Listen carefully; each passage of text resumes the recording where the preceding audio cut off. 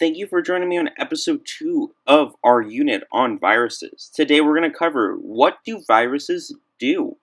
How do they reproduce? Last time we learned the three different parts of spikes that envelope the genetic information.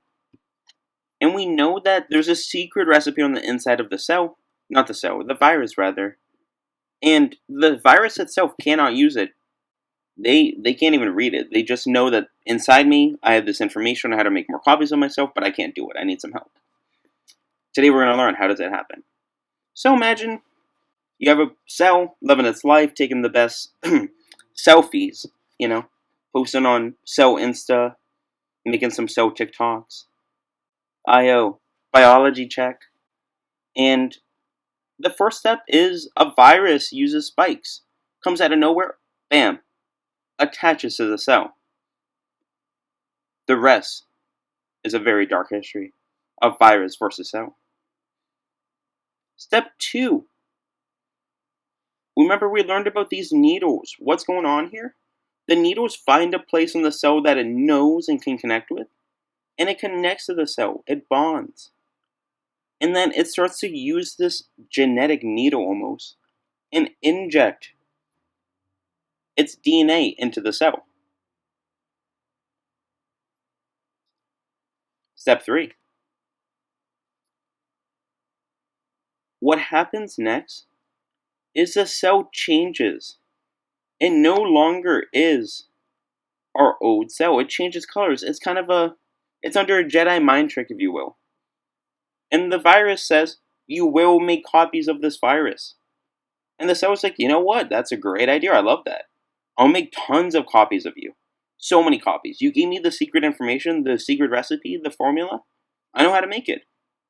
And the cell stops doing things it needs to do to take care of itself to survive, and all it changes. It's almost like a zombie where all it wants to do is make more copies of the virus. I call this the Jedi mind trick because it literally says, I'm going to make copies of you. Thank you so much. Step 4 is where things start to get kind of crazy. The cell starts to go into overdrive, and it's just like, all I want to do in life now is to make a copy of a virus. And it keeps on making copies. And making more copies. Making more copies. Making more copies. And then the cell at some point cannot handle. There's too many viruses inside its body. It's too much. And the inevitable happens. The cell pops and explodes. It's actually called lysis or apoptosis, where the cell just boom pops its walls, unleashing tons of viruses all over the body. And then you repeat this process. Now all of those little viruses find new cells. All those cells go through these 3 or 4 steps. They start to pop more cells. And that's why viruses can start really small and really spread in your body. And people go from feeling like with a light cough to having a hard time breathing in a very quick amount of time. And that's what makes coronavirus in particular really dangerous. Typically in coronavirus, these cells that these viruses really like are in people's lungs. And when that starts, this process of duplication, make a copy, starts to really take over,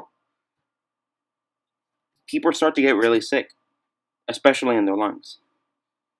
Starting tomorrow in episode 3, we are going to take a zoom out. We just learned how viruses spread inside your body, in your cell. But most viruses want more than that. They don't want just one person. They want to go from person to person to person. So tomorrow we are going to learn, how did coronavirus in particular spread so fast? How do viruses spread person to person? And a lot more tomorrow in episode 3.